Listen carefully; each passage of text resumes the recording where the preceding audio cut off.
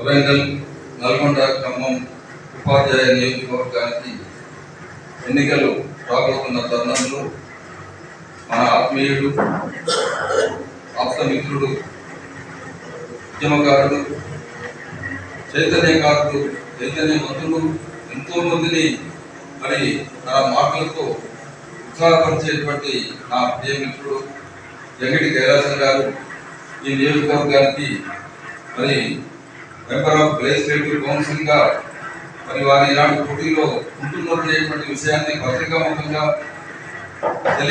Media ముఖంగా తెలియజేయడానికి వీలుగా మరి అన్ని ఉపాధ్యాయ సంఘాల నాయకులు ఈనాడు హైదరాబాద్ నుండి మన దగ్గరికి రావడం జరిగింది. ప్రథమంగా వారు నాకు చెప్పినప్పుడు జనగామ వరంగల్ జిల్లాలో పూర్వ జిల్లా చైతన్యవంతమైనటువంటి ప్రాంతం, ఇక్కడి నుంచే ప్రారంభం చేయండి మీరు ఏదైనా చేస్తే అని చెప్పి నేను ఇచ్చినటువంటి సలహా మేరకు పెద్దలు కైలాసం గారు మరి మా తెలంగాణ ఐక్య ఉపాధ్యాయ ఫెడరేషన్ నూతనంగా ఎన్నికైనటువంటి అధ్యక్షుడు ఆర్మీ గారు మరి మిగతా మిత్రులంతా కూడా కలిసి ఈనాడు ఇక్కడ ఈ కార్యక్రమాన్ని ఏర్పరిచారు. నిన్నటికి నాకు చెప్పగానే నేను మీడియా మిత్రులకు అందరికి కూడా ఇన్ఫర్మేషన్ బాగానే నా మీద ఉన్న అభిమానంతో మరి ఈనాడు నేనైతే రాజకీయంలో లేదు, ఉపాధ్యాయ సంఘ నాయకుడిని కాదు, 12 ఏళ్ళైతే ఉద్యోగం కూడా పోయి, అయినప్పటికీ ఇంకా నా మీద ఆ ముద్ర ఉంచడం, ఆ గౌరవం ఉంచడం నేను మీకు ఎంతో రుణపడి ఉన్నానని చెప్తూ ఈ సందర్భంగా మరి తప్పనిసరిగా ఇంతమంది మిత్రులంతా కూడా మాట్లాడినటువంటి మాటలు విన్నాక నాకు అనిపించింది.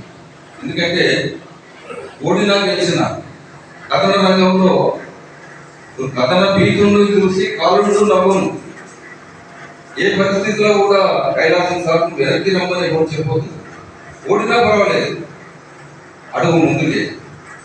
కాబట్టి మరి ఆ వీరుణ్ణి మనం వీర తిలకదిద్దే మనం ఈనాడు పంపాల్సినటువంటి సందర్భం అవసరం. తప్పనిసరిగా వారిని గెలుపును కాంక్షిస్తూ వారికి మద్దతు ఇద్దాం. అందరం కూడా మరి మనం ఇక్కడ ఉన్నటువంటి వాళ్ళందరూ కూడా ప్రభావవంతమైనటువంటి వ్యక్తులు. ఏదో మనం ఒక్క ఓటుతో సార్ గెలుస్తారని కాదు, ఒక్కొక్కళ్ళు ఒక 1000 ఓట్లు వేయించాలి సార్. ఇది 33 జిల్లాలు, ఒక అనేకమైనటువంటి ఎంపీ స్థానాలతో కూడుకున్నటువంటి నియోజకవర్గం. మీ అందరికీ తెలుసు, ఉపాధ్యాయ నియోజకవర్గం కానీ గ్రాడ్యుయేట్ నియోజకవర్గం కానీ చాలా పెద్ద పరిధి కలిగినటువంటి. కాబట్టి మనం ఎక్కడి వాళ్ళు అక్కడ సైనికుల్లాగా పనిచేయాలి. వాళ్ళ కైలాసం గారు 33 జిల్లాలు తిరగలరా, కానీ 33 జిల్లాల్లో కైలాసం గారు తయారు కావాలి. ఆ రకంగా మన ఇంట్లో కూడా ఎక్కడి వాళ్ళు అక్కడ మనం పనిచేసి వారి విజయాన్ని చేకూర్చాలి, మన అందరి ఆశయం నెరవేర్చుకోవాలని చెప్పి నేను ఈ సందర్భంగా మీకు మనవి చేస్తూ, పత్రికా మిత్రులందరూ కూడా మరి ఇది విస్తృత ప్రచారం చేయాలి. నేను ఇది ఎందుకు చెప్పానంటే 33 జిల్లాలు అంటే మన వార్త ఇక్కడ వస్తే సరిపోదు. ఇది 3 జిల్లాల పాత జిల్లాల పరిధిలో రావాలి ఈ వార్త. దాని మేరకు మీరు అందరూ కూడా సహకరించి మరి వారికి ఆ రకమైనటువంటి సహకరిస్తారని చెప్పి భావిస్తూ, ఇప్పుడు మన అభ్యర్థి కైలాసం గారిని తెచ్చి మసిమూసి మాదిరిగా చేశారు తప్ప నిజంగా లేదు. స్పౌస్ కూడా ఇంకా పాలసీ పరంగా స్పౌస్ న్యాయం చేయండి, కానీ విత్ పోస్టుతో సహా రావాలి. విత్ పోస్టుతో సహా స్పౌస్ వస్తే స్థానికులకు న్యాయం జరుగుతుంది. అక్కడ విద్యారంగానికి లాభం జరుగుతుంది, అక్కడ ఉన్న నిరుద్యోగులకు లాభం జరుగుతుంది, 317 వాళ్ళకు కూడా న్యాయం జరుగుతుందని తెలియజేస్తున్నారు. నాకు బలపరుస్తున్నటువంటి సంఘాల్లో తెలంగాణ నా యొక్క మాతృ సంస్థ తెలంగాణ యూటీఎఫ్, తర్వాత డిటిఎఫ్ మిత్రులను కూడా నేను సంప్రదించాను. వాళ్ళు కూడా సానుకూలంగా ఉన్నారు. రేపో మాపో వాళ్ళ నుండి నేను సర్టిఫికేట్ కూడా తీసి మీ పత్రిక మీడియా తప్పకుండా తెలియజేస్తాను. అలాగే టీఆర్టీఎఫ్ నుండి కూడా నాకు మంచి మిత్రులు ఉన్నారు. నేను ఎప్పటికీ కూడా శత్రువులు కాదు. ఒక రకంగా నేను చెప్పుకుంటే అక్షయ శక్తి కాదు, కానీ నేను అజాతి శత్రువులు. నాకు ఏ సంఘంలో కూడా శత్రువులు లేరు. కాబట్టి ఆ విశ్వాసంతో ప్రథమ ఓటు, మొదటి ప్రాధాన్యత ఓటు కోరుకుంటాను. కానీ వాళ్ళ సంఘాల సభ్యులు ఉన్నప్పుడు కోరుకోవడం అత్యాశ అవుతుంది. నాకు రెండవ ప్రాధాన్యత ఓటు వేసి నా యొక్క విజయానికి కృషి చేయాలని, నాకు సహకరించాలి. విద్యారంగం ప్రక్షాళన కోసము నా యొక్క భావి జీవితాన్ని నేను పూర్తిగా అంకితం చేస్తాను. నాకు ఒక గొప్ప సువర్ణ అవకాశం వచ్చింది. దాంట్లో నాకు అవకాశం కల్పించి కౌన్సిల్ పంపాలని నేను సవినీయంగా మనం చేస్తూ నేను తెలంగాణ తల్లికి, తెలంగాణ ఉద్యమానికి నేను ఎప్పుడు తెలంగాణకు నేను రుణపడి ఉంటానని తెలియజేస్తున్నాను. జై తెలంగాణ, జై టీవీఎం, జై జై జై Jayashankar sir. Thank you sir. Thank you. సుదూర ప్రాంతాలకు వారి యొక్క కుటుంబాలకు దూరంగా 200 కిలోమీటర్లు కూడా వాళ్ళని బదిలీ చేయడం జరిగింది. అనివార్యమైంది. కానీ ఇప్పటికీ కూడా పరిష్కారానికి అవకాశాలు ఉన్నాయి. వేదాములతోటి, సంఘాలతోటి ప్రభుత్వానికి చిత్తశుద్ధి ఉంటే తప్పకుండా పరిష్కారం అవుతుంది. ఏనాడు కూడా దామోదర రాజనరసింహ కమిటీ ఏర్పాటు చేసి 7 నెలలు 8 నెలలు కార్యాపణ చేసింది తప్ప ఏ ఉపాధ్యాయ సంఘంతో కూడా చర్చించి పరిష్కార మార్గాలను కనుక్కోలేదు. ఆఖరికి ఏం తెలిసారంటే ఇది కేంద్ర ప్రభుత్వం పరిధిలో ఉంది. రాష్ట్రపతి ఉత్తర్వులను సవరణ జరిగితే తప్ప 317 బాధితులకు మేము పరిష్కారం న్యాయం చేయలేమని చెప్పారు. ఇది చాలా దారుణం. ఈ పాపం ఎవరైతే రాష్ట్ర ప్రభుత్వం చేసిన పాపానికి కేంద్రం మీద నెట్టేసి తప్పించుకోవడం కేవలం ఈ కమిటీలు కార్యాలయానికి పనికి వస్తున్నాయి తప్ప ఉపాధ్యాయుల యొక్క ఆవేదనలు ఏమాత్రం కూడా తీర్చడంలో ఈ కమిటీలు పనిచేయడం. కాబట్టి ప్రభుత్వానికి మేము ఒకటే విజ్ఞప్తి చేస్తున్నాం. Where there is a will, there is a way. మీరు అందరినీ పిలిచి మాట్లాడండి. వాళ్ళు ఏం కోరుకుంటున్నారు? ఉపాధ్యాయ సంఘాల్లో చాలా మంది అనుభవం గడించిన వాళ్ళు ఉన్నారు, ఉద్యోగ సంఘాల్లో ఉన్నారు. వాళ్ళతో పిలిచి మాట్లాడండి, వాళ్ళకి స్వేచ్ఛనియండి.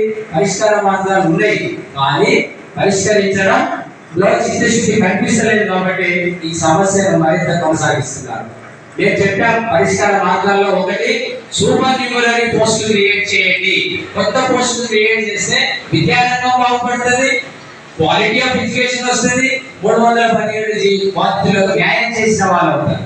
ఒకవేళ ఆర్థిక భారం అవుతుందన్న సందర్భంలో దీనికి ఇంకొక పరిష్కారం కూడా ఉన్నది. రాష్ట్ర ప్రభుత్వాలు తమకు ఉన్నటువంటి విశిక్షణాధికారాన్ని ఉపయోగించి వివిధ జిల్లాల నుండి హైదరాబాద్, రంగారెడ్డి, మేడ్చల్కు హెచ్ఐడి ఉన్నటువంటి సాగుతోటి వాళ్ళ అనుయాయులను, వాళ్ళ బంధువులను అంతా తీసుకొచ్చి మేడ్చల్, రంగారెడ్డి, వికారాబాద్లో చొప్పించారు. వందలు కాదండి, వేలాది మంది ఉపాధ్యాయులు. సరే, మీకు అధికారం ఉన్నది చేసుకోండి.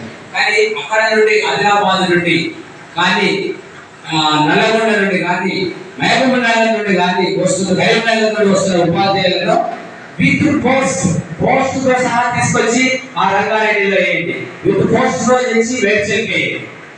దీనివల్ల ఎంతమందికి న్యాయం జరుగుతుంది అంటే ఇక్కడ నిరుద్యోగులకు నష్టం జరుగుతుంది. మన డిఎస్సీలో చూడండి, వేలాది మంది టీచర్లను డబ్బు చేసి ప్రభుత్వం తనకు ఉన్నటువంటి పవర్ను ఉపయోగిస్తే ఇక్కడ డిఎస్సీలో ఇక్కడ చదువుకున్నటువంటి నిరుద్యోగులకు ఉద్యోగాలు రాకుండా పోయాయి. దీనికి ఎవరు సమాధానం చెప్తారు? ఈ మేడ్చల్లో చదివినటువంటి అభ్యర్థి, నిరుద్యోగి వేరే జిల్లాకు పోయి ఉద్యోగం పడాయగలుగుతాడా? ఇలా 95% లోకల్ స్థానిక రిజర్వేషన్స్ అన్నారు. 5% లో ఇతర జిల్లాలకు పోయి ఏం పోటీ చేస్తాడు? 95% లో ఉండి న్యాయం జరిగినటువంటి అభ్యర్థులు ఇలా వాళ్ళ బాధ వర్ణనాతీతం. ఎవరికి చెప్పుకోవాలి బాధ? కాబట్టి ఎవరైనా ఇంకా ముందైనా జరిగిన వాటిని కూడా రివ్యూ చేసి ఎంతమంది మేడ్చల్, రంగారెడ్డి, వికారాబాద్కి వచ్చారో ఆ లెక్కలన్నీ తీసి ఆయా జిల్లాలలో ఆ పోస్టులు తగ్గించి ఇక్కడ తీసుకొస్తే ఇక్కడ నిరుద్యోగులకు న్యాయం జరుగుతుంది, 317 వాళ్ళకు కూడా న్యాయం జరుగుతుందని ఇది నేను అంతర్మదనం చెంది ఈ పరిష్కార మార్గంగా నేను మీకు సూచిస్తున్నాను. ప్రభుత్వం నిజంగా చిత్తశుద్ధి ఉంటే ఇది పరిష్కారం కాకుండా పోదని తెలియజేస్తూ ఇవాళ 317 వాళ్ళు హైదరాబాద్ లో ముఖ్యమంత్రి గారికి సంబంధిత మంత్రుల ముందు కూడా వాళ్ళు ధర్నాలు, పిటిషన్లు ఇస్తూ ఉన్నారు. 343 జీవో, 44, 45 జీవో తెచ్చి స్పౌస్ కు న్యాయం చేస్తాం, మెడికల్ గ్రౌండ్స్ లో న్యాయం చేస్తాం, మ్యూచువల్ పెట్టుకోండి అని అంటున్నారు. ఇది కంటితోటి చర్యని అని తెలియజేస్తున్నారు.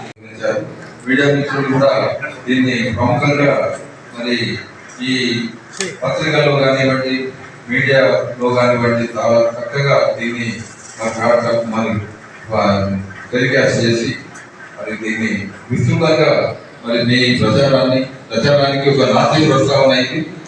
మరి ఈ కార్యక్రమంలో పాల్గొన్నటువంటి ఎందుకంటే ఇక మిత్రులకు మీడియా వాళ్ళకి మిగిలిన సంబంధం లేదు ఇక, ఎందుకంటే క్యాండిడేట్ ఈ నిర్వహణకు సంబంధించిన అభ్యర్థులు ఇచ్చిందే ముఖ్యం.